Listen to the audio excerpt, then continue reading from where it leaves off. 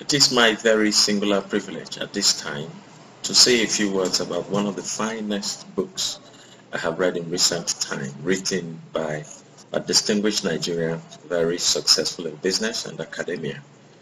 His intellectual works, I must say, has indeed undoubtedly contributed positively to the body of knowledge, especially as it concerns Nigeria's economic development and Africa at large.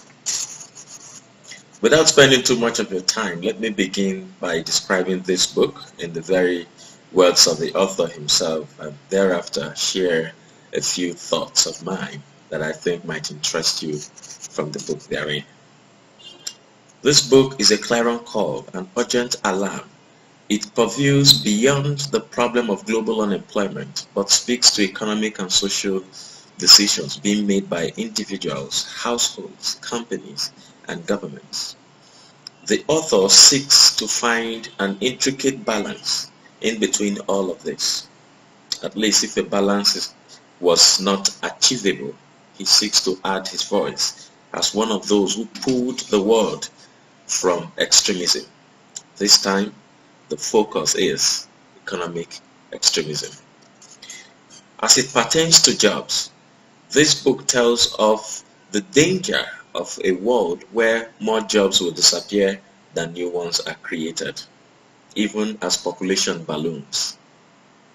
The factors and forces that will lead to disappearance of jobs include improved business efficiency, what they teach at business schools, increased impatience on the part of entrepreneurs, globalization, the power of small business to crowd out small ones, computerization, robotization, among others. Already, these factors are asserting their influence and are giving the runners of economies tough time.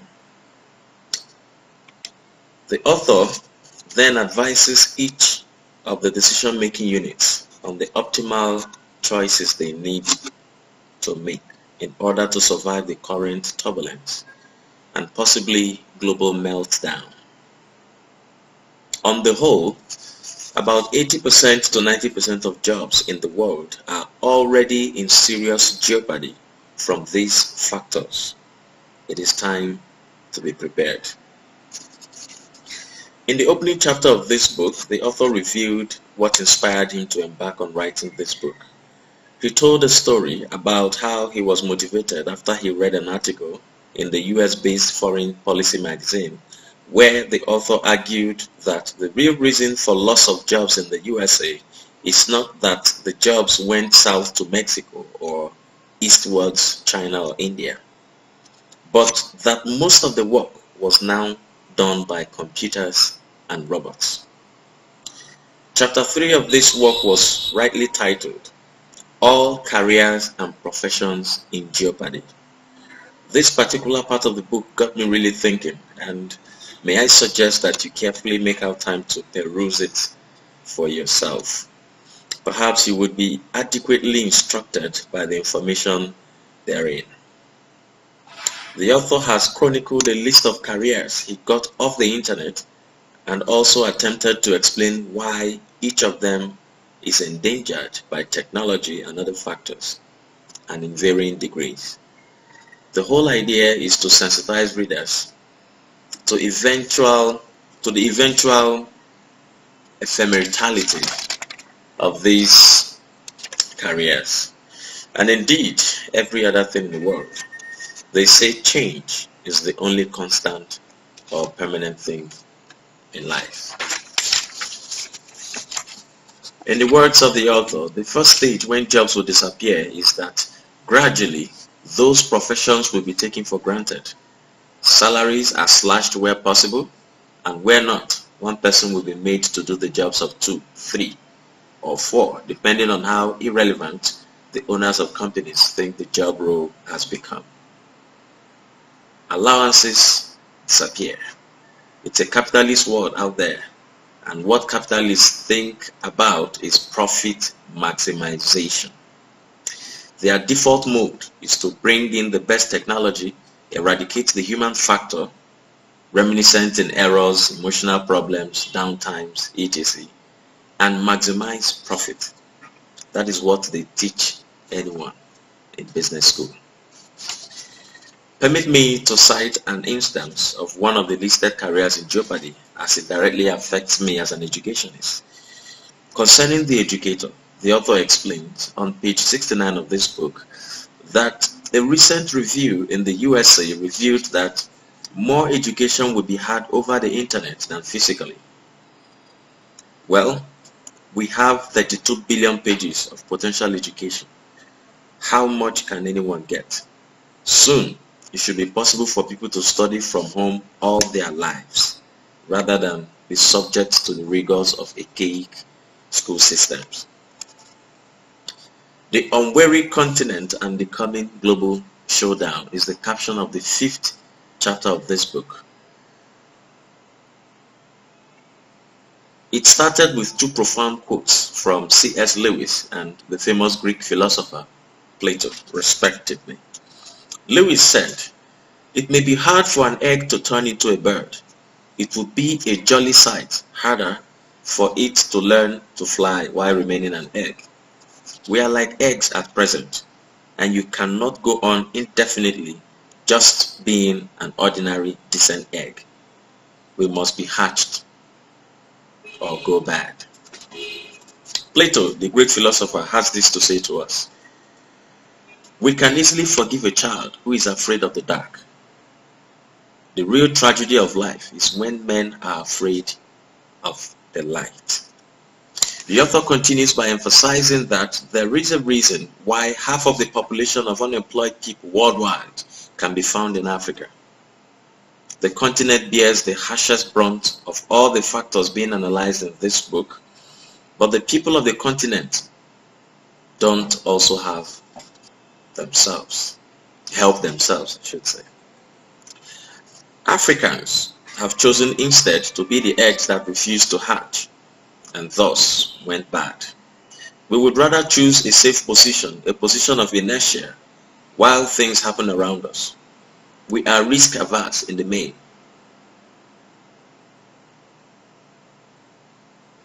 Oftentimes, our men are afraid of the light. Given the exposure some African leaders have to the way things are done properly elsewhere, is it not a wonder that we have remained the way we are? James Missioner said, "An age was called dark, not because the light refused to shine, but because people refused to see it." For better understanding, let us remember that the so-called dark ages, at least the sun came up daily, just like it comes up daily today. For the people of Europe, Americas, for the Asians, and Middle Easterners, as well as for Africans, it is evident those who have welcomed the light amongst these people. As I read through this chapter 5, my mind became more and more illuminated with light as a result of exclusive information about how our so-called international allies are hell-bent on achieving their objectives at our own detriment. You can be sure that their powerful media outfits will never give you the perspective this book gives.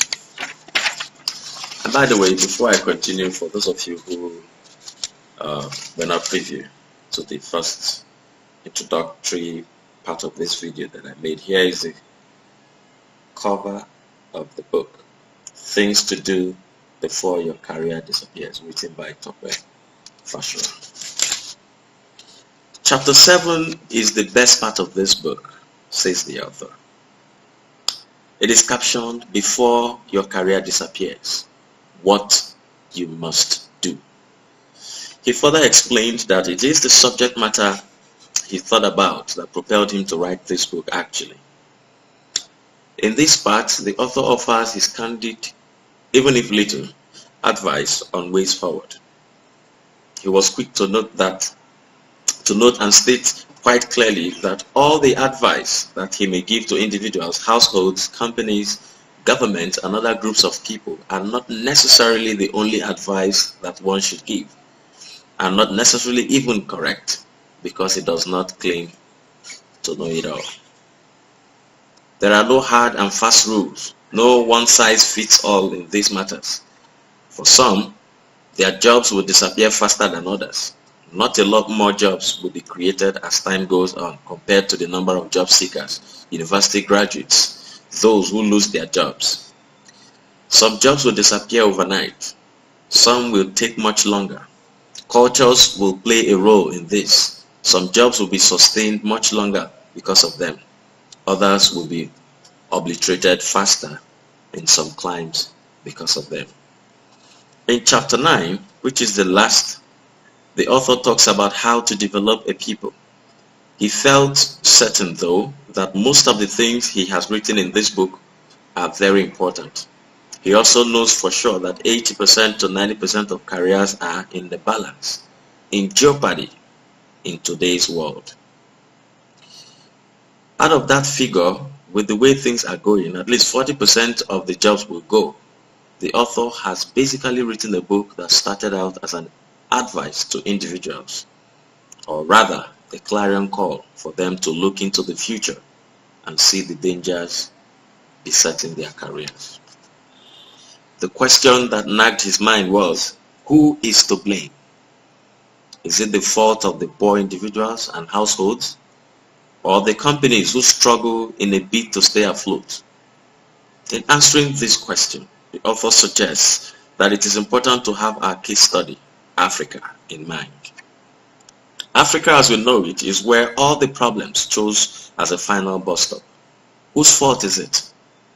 It is very easy to blame the governments in Africa for their ineptitude. The incumbent governments also quickly shift the blame to their predecessors. At the end of the day, no problem is solved. In fact, we are left in a dilemma. I say it is okay to blame the government for their lack of vision, selfishness, and most times corruption, for getting Africans into a dead end. But anyone who remains at the realm of pushing responsibilities is himself part of the problem. On a trip to Dubai, the author narrates on page 233, whilst seated in that glistening Dubai matron cabin, he started to think about what it was that really made a country great and developed. What were those attitudes that the people and their leaders have to imbibe in order for them to earn the respect of the world? To stop being seen as the last in everything, to stop being the object of ridicule at every coffee table. He thought about Africa and the way we do things. Some of us travel far and wide, but at the end, we return to our countries and continue our old myopic ways. So he jotted down the following points about what exactly a country should do. They are fully documented in this book for your reading pleasure. As I round up my little review of this book, Things to Do Before Your Career Disappears, let me share with us a very short story that the author had written about in chapter 1. It is about how computerization and robotization have changed the world positively, but how they have also rendered millions permanently jobless. A good example came up a few years ago when our dear Professor Chima Azu, one of Africa's best literary icons, died. Some of the review of his life and times recounted how in 1958 the great Chima had to send the manuscript of his iconic work, Things Fall Apart, to London. But he did not send it for publishing right away. He sent it for typing. Yes, you heard right, for typing alone. Perhaps one could count the number of typewriters in Nigeria as at that time. To make matters worse, the man did not get the typed copy back until 3 months after, and they only did half the job.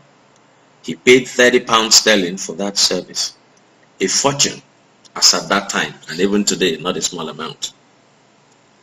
Let us look more closely. Between 1958 and today, the following jobs have been eradicated, if we take Chima Azu's book as a case study. 1. The typist. 2. Courier service, which delivered the manuscript in London. 3. Dispatchman, who delivered the manuscript from courier company in London. 4. Stenographer. 5. Roneo machine operator. 6. Typewriter manufacturer. 7. Correction fluid manufacturer. 8. All those who were involved in sending the typed copy back to Nigeria. In the world of today, a mere phone these days would easily do the jobs of 1. A typewriter, 2. A photocopier, 3. Scanner, 4. Camera, computer, laptop, desktop, calculator, music player, radio, picture album, voice recorder, and by the way, manufacturers of midgets are in trouble already. Navigator, GPRS, TripAdvisor, and so much more. Ladies and gentlemen, I want to suggest to you to ensure you grab a copy of this. I'm sure it's on Amazon and other places, and get the full information yourself. I want to leave you with a question. If your career is to disappear today, are you prepared for it?